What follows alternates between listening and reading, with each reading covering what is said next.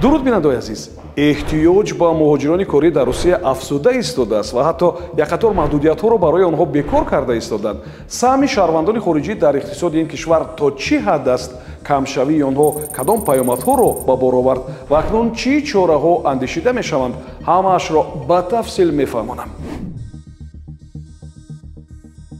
дар Русия маҳдудияти кор барои муҳоҷирон, ки дар чанде аз минтақаҳо ҷорӣ шуда буд, дубора бекор карда мешаванд. мансабдорони алоҳида сабаби бекор кардани қарорҳои қаблии худро ба норасоии нерӯи корӣ рабт медиҳанд. дар бахшҳои хӯроки умумӣ, кишоварзӣ, логистика ва хоҷагии манзилию коммуналӣ муҳоҷирони меҳнатӣ ба нерӯи ивазнашаванда табдил ёфтанд, зеро шаҳрвандони Русия намехоҳанд кори вазнин ва каммузд иҷро кунанд. масалан, чанде пеш дар Нижний Новгород барои муҳоҷирони меҳнатӣ аз нав кор дар соҳаҳои хӯроки умумӣ, нақлиёт, кори меҳмонхона, ҷамъовариву коркарди партов ва чанд соҳаи дигар иҷозат дода шуд.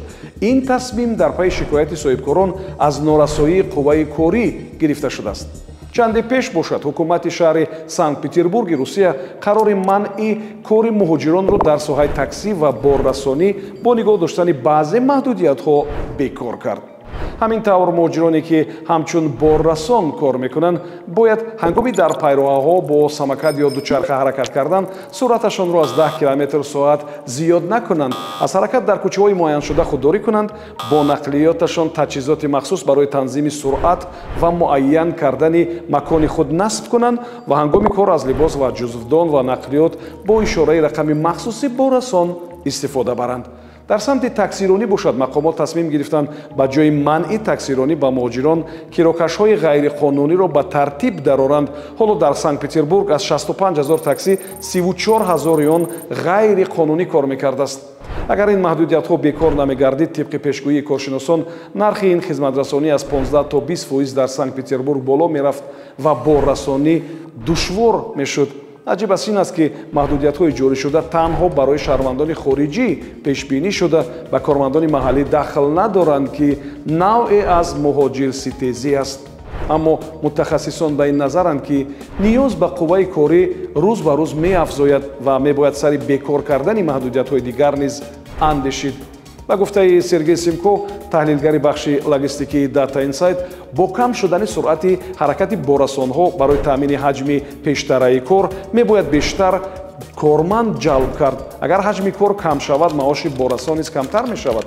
дар натиҷа аксари кормандон касбашонро иваз мекунанд ва бозор боз ба норасоии кадрӣ рӯбарӯ мешавад. яъне ин тасмимҳо танҳо таъсири муваққатӣ дошта роҳи ҳал нестанд ва Русия ба қувваи кории бештар муҳтоҷ хоҳад шуд.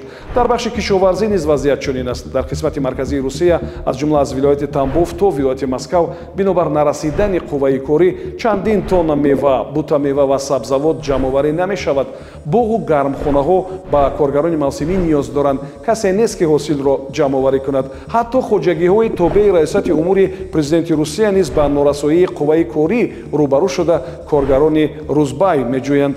раиси анҷумани боғпарварони Русия Игор Муханин сабаби ин буҳронро дар шадид шудани қонунгузории муҳоҷират мебинад.